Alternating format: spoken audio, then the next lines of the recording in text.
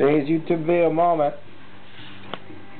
We've been busy in the garage again. We got the Jeep motor out of the Jeep, all torn down.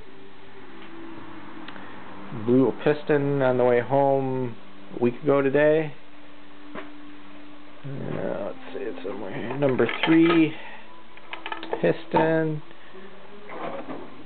Blew the skirt off of it. It had started knocking on cold days, you know, in the morning when you go to start it up cold. You'd hear a little click, click, click, click, click, click, click. But when it warmed up, you know, it quieted down, so I didn't think a whole lot about it. But coming home Monday, I was about 3 miles from the house, and all of a sudden I noticed it starting getting louder and louder and louder. By the time I got home, it was pretty loud, and the car was warm, so I stopped driving it at that point. And I guess it was Friday evening. I dropped the oil pan. Found some piston pieces and thought, oh boy, here we go. So we're halfway into a full rebuild. I'm going to put new pistons in, bored out 20 thousandths of an inch, and put all new bearings and everything in there, and hopefully we'll be alright. I think everything else looks pretty good. I didn't see any signs of head gasket leakage, no head cracks, no, doesn't burn a drop of oil. Coolant was nice and clean when it came out, so doesn't seem to be burning any coolant.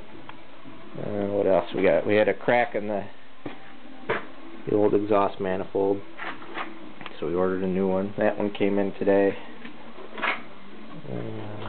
And then decided I'm going to go upgrade the belt-driven fan to the electric fan there. So that came in today as well.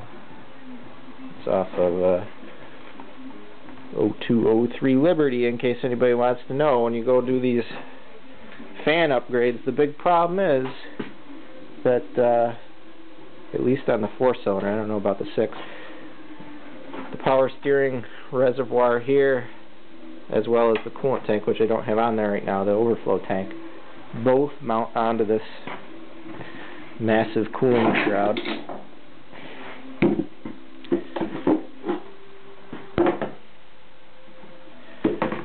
So the tank mounts on here, and the other tank mounts on there.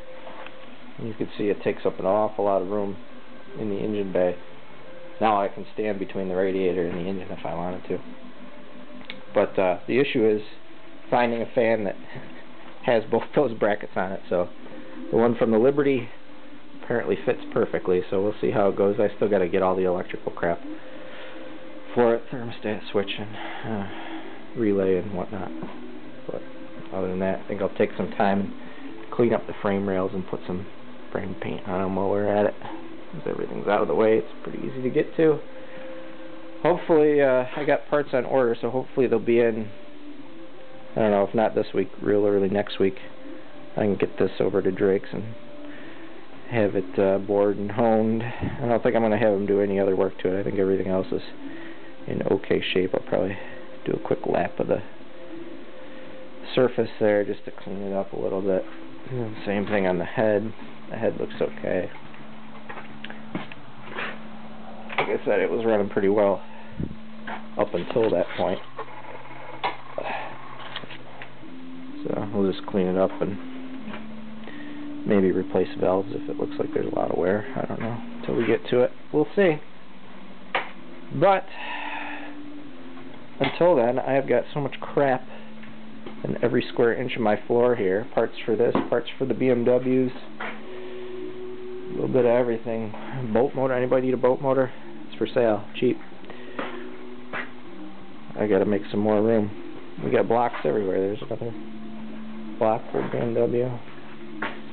But hopefully it won't take more than a couple weeks to get everything back together and up and running again. We'll be back in good shape. That's all for now.